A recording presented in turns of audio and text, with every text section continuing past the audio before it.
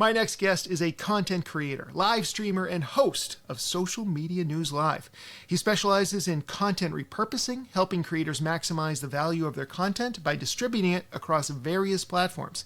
He's known for his engaging and humorous style, often mixing practical advice with wit, and has built a community of solopreneurs, marketers, and content creators. He's also passionate about using AI to repurpose content and craft images, and he teaches others how to leverage AI in these areas. Additionally, he's involved in video production, podcasting, and speaking at events. His work is all about making content creation smarter and more efficient while still keeping it fun. He's also known for his epic beard, and if he ever shaved it off, his phone would no longer be able to open it based on Face ID alone.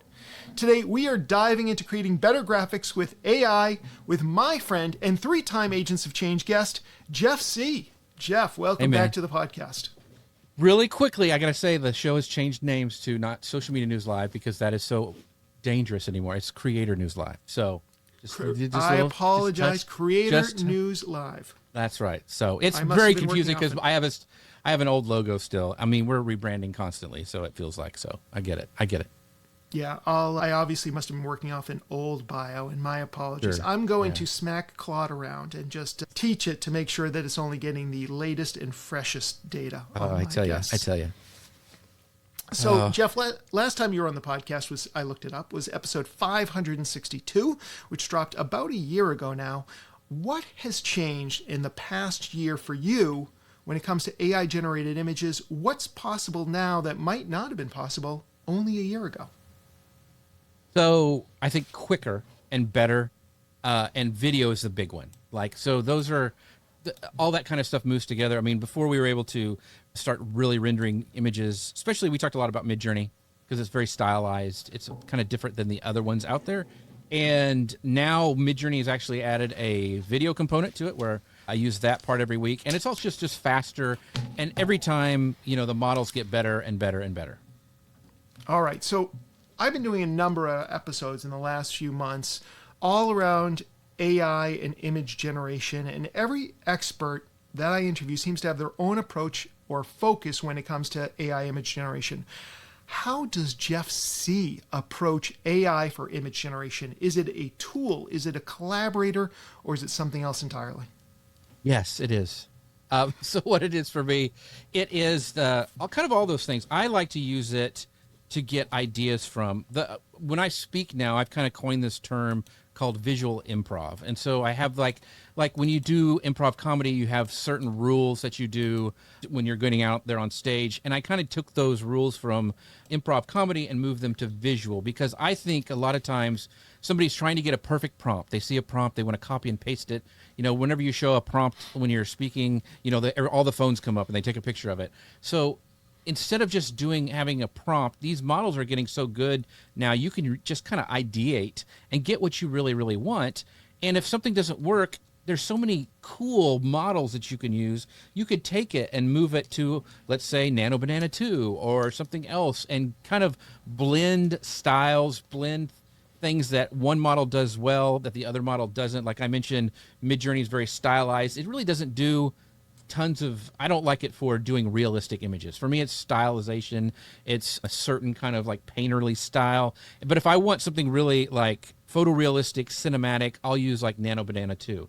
And sometimes I'll combine the two. Like for some reason, I want something from Nano Banana to have a animated GIF. So I'll take that, put it to Midjourney, and Midjourney will make the 5-second loopable video kind of a thing. So I like to kind of use it in those ways and not be locked into that perfect prompt or a certain model every time. You mentioned Midjourney a couple of times now. I know it's one of your faves. You mentioned video, and then you just mentioned animated GIFs. So is that the same thing, or are you able to now create longer form videos in Midjourney? So as of April 7th at 3:20 p.m. East Coast time. Yes, you can. It's getting better. They have just released a couple weeks ago Midjourney version 8, which everything's better, everything's faster, but it's still what they call alpha. So you actually have to go to a different even website to use it. So the regular Midjourney, if you call it that, you can extend from those 5-second animated GIFs. You can extend them out. You're not going to really put together like a scene, like make clips of a movie like you could do with like VO and some of those other AI models. This is for me, those social media clips where you want motion.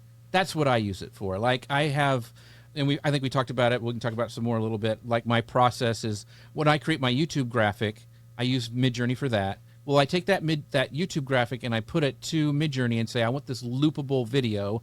And I say, keep the text on the screen because, YouTube thumbnails usually have text. And Midjourney does a great job of animating the character in an engaging way that I can use during my live show. And I also use that in my emails when I promote the show. That those are the only kind of two places they are. So I want people to come see it. And sometimes I think people just come to look at those goofy football animations. But it's kind of the thing that I do now. But Midjourney does a great job for me to make those really, really quickly. I can ideate really well. Whatever model you're using, it's not going to give it to you right the first time. You have to do what we call roll. Like it's like rolling the dice. And sometimes, I mean, if you look at me for my live show, getting ready, the preps for that YouTube thumbnail, there are hundreds. I'm just like constantly till I get what I want. And then I'll take it and then modify it and put the thumbnails and stuff on it. But yeah, it does do video, but not in the same way like people are used to prompting it, like maybe in Gemini or something else. It's kind of more of that social media graphic. Okay, makes sense. And I know that in the past, so I have obviously the Agents of Change, the illustrations that the great Josh Fisher did for me, and I had always wanted to see them animated. And so when Midjourney offered that, it was the ability to be able to put them in. And quite honestly, this was maybe a year or so ago, it took way more iterations than it should have. They were just, I couldn't get it to stop having them move their mouths. Like, I'm like, he's underwater, he's not opening his mouth. Didn't matter, So you do have to iterate, and I'm sure that the tool has gotten a lot better. And then to your point about using multiple tools, I would then take those into Canva and use their magic background removal tool. Right. And that would get rid of the background, so then I could put them in different places, which was really cool too. Yeah. One of my hacks for Midjourney, because a lot of times, like when you've been on the show, I kind of made you a cyborg for one of the YouTube thumbnails a while back. I say, I give them your image to use as a reference. I think that's the best way when you're trying to do images, is to have an image reference for any model that you're using. But I used the image of Rich, and I got it as close as I could. I did a face swap, and then I went in and I told it, when to do the animation, not to open its mouth, right? Like you have to kind of do that over and over and rolling it. And it's getting better with understanding that in the video, because you're right. For a long time, everybody had to sing. Like whenever you do any sort of image there, they were all singing or doing some weird thing. It's getting a lot better. You still get a lot of that, but it's when you tell it not to move the mouth or keep the mouth closed or no talking, then it's starting to hold on to that prompt a little bit better. I found, although it still was hit and miss, that if I said like keep the mouth closed, if I told it like don't have it sing, it seemed to only focus on the word sing, and it would get worse. When I said do things like the mouth needs to remain shut, like put it in a positive way, then I would more often get better results, but it still wasn't perfect. And one other thing you just mentioned, which I think is really critical, is the idea of a reference image. And I find the same thing when I am building out custom GPTs or Claude projects, that if I want it to really work well, I need to give it examples. And so whenever we give AI examples, and that really seems to lead it in a direction that we had in our head. And there are times when we might not want to. You mentioned ideation. Sometimes it's best to just let the AI go crazy. But if you are looking to have something really locked into a particular outcome, if you've got an example of that outcome, like a photo of me, for example, or a proposal that was successful, those are the kind of reference points that AI can kind of grab onto. Yeah, one of the things that I really like to do is, especially because Midjourney makes such great images, but maybe I want to make a better type of image, not just kind of a loopable social media thing, is if you have a start frame and an end frame, that helps you create those scenes for when you're making AI image generation a lot better. And if you can get those really, really close to what you want, you're leaps and bounds ahead of, knocking your head against the wall trying to get it to do what you want it to do. You've given us one, but can you give another personal use case of how you're using generative AI for imagery, and then maybe walk us through your workflow? Like, what is a use case that you yourself are using, and then what are the exact steps that you're taking to make it come to life? Yeah, so Midjourney, I have my style is very retro, Norman Rockwell-ish. There's some other artists that I put in my prompt that I have developed over the amount of time I've done it. So I can really get the style the way I want it. And so I start with that. So I say, hey, I want this Norman Rockwell style image, yada, yada, yada, of Rich as a cyborg. I want him to the left side of the screen. And then for me, because I'm on Midjourney's plan and I have fast hours, which there's two different kind of levels of the plan where you can have regular hours and fast hours. Fast hours renders things a lot faster. And if you do like a --7, it's going to give me 7 sets of 4 in the rendering. So I throw a lot of stuff out all at once to get it nailed down because, you know, my show's coming up like the next day. I need to get this thing put together. And so that gives me the images to start with. I have used Rich's face as a Omni reference. That's kind of the thing that's going to keep the character as close as possible. And it's doing a better job with that. It's still not like publish ready in my opinion. So I get that image the way I want. I also say render this against a solid color background, kind of doing your step of like going into Canva and having that magic removal tool. I just like to do it as a solid color because it makes it easier for me to do it. In Photoshop is where I usually finalize the design. So I take that image in Midjourney that I've liked that looks close to Rich. I bring it into Photoshop. I put the text on it and I do a face replace. I have Rich's image that I found on LinkedIn or he sent me in an email that I can use. And I face swap that out inside of Photoshop because there's a plugin called Pixa.ai that I use to swap it.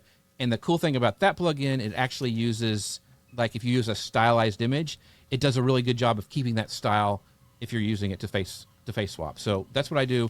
I take that, I put the titles on there, and then the next step is I upload that final thumbnail back up to Midjourney, and that's where I start doing the animation. And there's 2 toggles now in Midjourney. There's a photo button and then there's a video button. And inside the video button is I can, once again, drag that image on there to use it as a reference. And I say, make it loopable. And I keep my action. They have a high action and a low action. I keep it low because I don't want to have Rich look like he's spazzing out or having a stroke or something like that. So I do it that way. And then I render multiple times of that as well because it's going to give you some wacky things. Sometimes it's really funny, and those are the ones I use. A lot of times it's just kind of like this. That's going to catch somebody's eye. I'm going to use that one. And then I'm ready to go. I download that. You can download the video as a animated GIF, which is very, very handy because I can drop that right into my email. And Kit uses those, and I can just use them like an image. And they actually show up on my Kit page with all my emails. If somebody's wanting to subscribe, they actually are animated on that page. And then I also upload it for using it during my show as a movie. So that's kind of my process. That's awesome. You mentioned Pixa. Is that Pixa? Is that Picia? I think it is. I'll send it to you to make sure. It's been we'll such in my workflow. Notes. And is that a plugin for Adobe Photoshop? Yeah, you can actually use it. They have a web-based version. They have a Discord version. They also have a Photoshop plugin, and it's just really faster in my workflow that I can just put a marquee around your face. Hit that, put your image over there, and it just swaps it. And it does such a good, fast job. It's pretty amazing.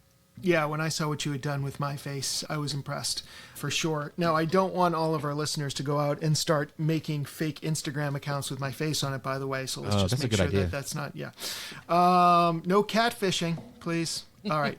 So a lot of us struggle with where to even begin when it comes to AI image generation. How can we use AI and how do you use AI for the ideation process, especially if we're not even really sure what the final output might look like? Yeah, so there's a couple ways. If you're just kind of wanting to get inspiration, I really like going to Midjourney because they have you have an Explore tab where other people in the community are actually making stuff and it shows up there. So you can see their prompts. You can see the images they're making. You can actually build images off those prompts if you like the style of it, and you can do it right there. That's why I personally pay for a higher tier plan so my stuff doesn't show up in that feed because I want my stuff to be my stuff, right?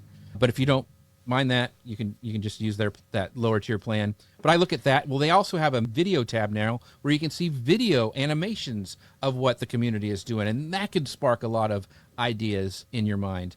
The other thing is if you have an image that you really, really like, most all of these AI image generation tools allows you to upload an image and say, tell me what you see. And it will give you like a starting prompt of something that you want to create, which is a great way to start if you kind of want to have an image to go off of. So I use that a lot.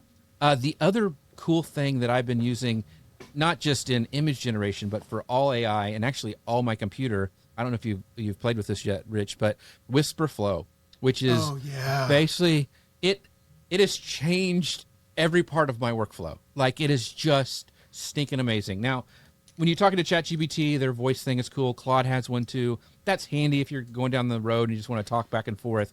But for speed of getting things into the computer at the speed of the way you can talk is amazing. So now a lot of times if I'm trying to ideate something on Midjourney, I'll just use WhisperFlow right into the chat window and say, hey, I'm really wanting to make something that kind of looked like the Muppets Treasure Island movie marquee, but I want it in a retro style, and I want it to say this, but I want it to be green, but not really a dark green, more of like a forest green, and just like word vomit right into the chat window, and it is amazing.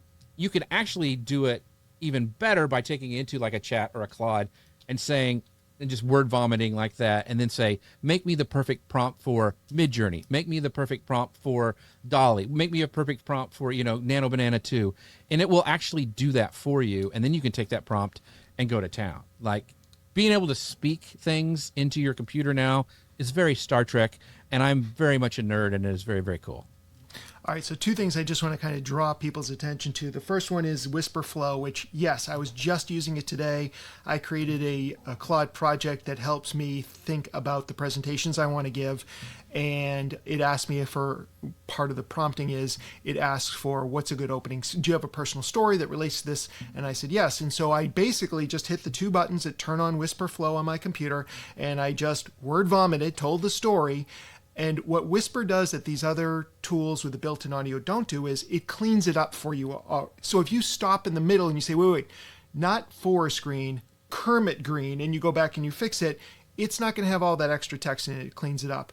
So that was brilliant. And then the other thing that you mentioned also, and Whisper is spelled W-I-S-P-R, flow, for those of you paying attention, is how you then asked AI to write a better prompt for AI, which is something that I've now gotten into the habit of all the time, because it takes a lot of time to put something into like a framework of Richie or Clear or whatever your favorite framework for prompts are. You can just ask the AI to do it, mention the platform that you want to put it into, and it's going to do all the heavy lifting. And this is about, workflow is something you've mentioned a few times, Jeff. I've asked you about.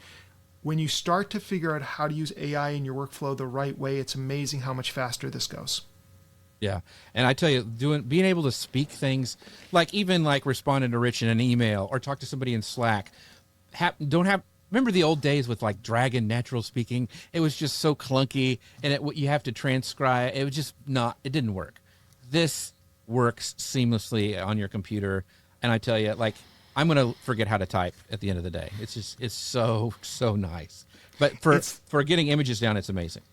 For people in my age group who remember that we used to actually learn how to write cursive, and now the kids don't learn how to write anything but their name in cursive, I'm wondering, I took keyboarding in high school. That's soon going to be something that we want. It's just skills we don't need moving forward. Yeah. All right. In your opinion, we've kind of talked a little bit about this, but what separates a mediocre prompt from a really effective one specific to AI image generation?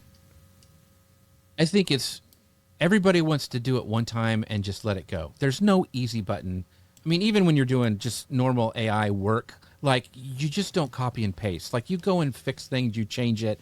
And so many people want to just say, like, hey, create me a logo that looks like Coke and make it in green, and they want it, and that's just not good. Like, you have to work with it. Pretend you're a designer. I mean, pretend you're standing over a designer's shoulder. Like, oh, move this. And like, if the designer forgets what you're doing, then you just start a new chat window, which you have to do quite a bit on some of these things. But just talk to it. Now the prompting is getting so good, and do what Rich and I mentioned is like a period at the end of your sentence, say, create for me the perfect prompt for this, and then run it. Just train your brain to say that when you're creating images and everything, and you will get so much better outputs than you have before. The models are getting better where they can kind of figure out when you're flubbing around and clean it up for you. But being able to start with a prompt, and the cool thing is once you get a prompt and you kind of have a general idea of your image, you can plug it into Nano Banana. You can plug that same prompt into Midjourney, and you can kind of see how the different models handle things and which one's going to be best for your project. If I was making a lot of images, like a client gave me a logo with, they're a handmade chocolate factory, and they want it in different situations, like on a table, out in a picnic, all that stuff, I would use something like Nano Banana because it does realistic images way better than Midjourney. If I wanted to help somebody come up with ideas for a logo that they want to take to designer, I'd use Ideogram or Ideogram because it has great text capability to render your text out. If I wanted artistic styling and like cinematic looks and like things that would make go on social media a little bit easier, I would use Midjourney. So you have to learn those tools, and taking one prompt and putting it in those different areas can kind of train you and let you see which one's going to work better. Awesome. Jeff, we're all seeing more AI generated images out there. AI slop is one of the more popular phrases to describe them. And I always tell people, well, yes, you see the slop, but you don't necessarily see the good AI because you don't realize it is AI. But that being said, how do we, as mere mortals, avoid creating work that just turns into AI slop or looks like everybody else's? You have a very distinctive style. You've described it a couple times on the show. What are some of the things that we can do to really make sure that our work stands out and reflects us or our brand? Don't just use one image reference. Use multiple ones. Blend them together. Learn what styles you like. Like I used this example, I think we talked about it in the pre-call, but I wanted something, I was doing a project and I wanted something that looked very Jetson-y, right? The Jetsons, for all those people who don't know what the Jetsons were, it was an old-time cartoon show. But they have a very distinct style, and I'm like, what is this style? It's kind of retro, but it's not really Atomic Age or whatever. What is that? And I put it up there. I asked Midjourney to tell me what it is, and it's a style called Googie, not Google. Googie. It's an architectural style, mid-century modern. So I'm like, that's really cool. Now I have a place where I can say, hey, AI, I want you to make this in the style of the Googie architecture, but in the 1960s, and like pull in different things. Don't just have one thing. Make it your own. Like that's what artists have done throughout centuries, is they blended different ideas, different mediums, different models. And that's what you need to do to make your stuff stand out and not look like AI slops. Like for me, like I like retro stuff. So what if I took something with the Googie architecture, but I also really like the new Fallout show, which is very Atomic Age, kind of, apocalyptic look, and I combine those together? What would that look like? So pull different ideas, things that you like, and come up with your own style. And then once you have that style, lock it down and continue to use it over and over and over, and that becomes your branded style. Just like your cartoon characters. I know those weren't done by AI, but those are yours. Like people know when they see that winged logo, Agents of Change, you have the conference, that is very, very recognizable. Awesome. Yes to Fallout. No spoilers for season 2 yet, though. Okay. But that's great. It almost sounds like what you're creating there is some sort of equivalent of a mood board. You're pulling in all these different things, you're mashing them up and mixing them up, and then you're basically defining them somehow. I'm wondering, is there a final product? Like if you do something like that, you pull in the things that are most interesting to you. Like I love Spider-Man. There's literally a specific artist who's my favorite Spider-Man from the 70s, all that sort of stuff, John Romita. Mm-hmm. If I bring in that, and then I also like the futuristic stuff, or I like this style, and pull it all in, is there a way that I then name this, whether it's, Rich Brooks style or whatever, and then I have something to work off of so that I can use it almost like a starting prompt for other images I'll create in the future? The cool thing is Midjourney has that built in. You can create mood boards now that you can have hundreds of images of the styles you like and pull it all in to make something with it. And you can hit that's the mood board I want to use. So I have a Pixar kind of animated faces that I use for cartoons of hundreds of different facial expressions of these cartoons that I can pull in for a mood board when I'm wanting to do a social graphic or about that. So you can actually have your own mood boards now built into Midjourney. They even have it so you can train it so it knows what you like and don't like and really start surfacing stuff that only works for you. So these models are getting really, really good. But once again, pull all those things into together and then like save it, whatever, you could even do it with Nano Banana. If you did that with your Spider-Man and all those different things, you could have an image that you really like. This is the kind of okay, Nano Banana, this is what I want my style and kind of thing to look like.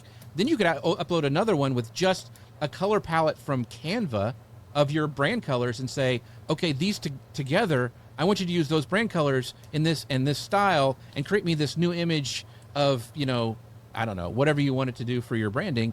And it will pull those together and blend them up in really cool ways. So that's where I think people don't think about. They just want one image and they're done, or like make me a logo. They're not thinking about how to take all the stuff that they like and is part of their brand, pull it together and create something new.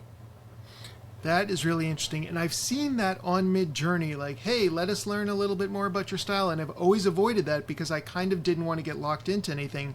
But now I'm definitely going to experiment with it. Yeah, you can turn it off too. And they even have styles now. They have you can actually, like I was talking about, browsing other people's content and looking at their images. You can browse styles now of multiple images, and they have like a picture of a person, like a picture of a fruit basket, and then another kind of image. So you can see how they look with the different styles applied to different types of images, which is very, very helpful.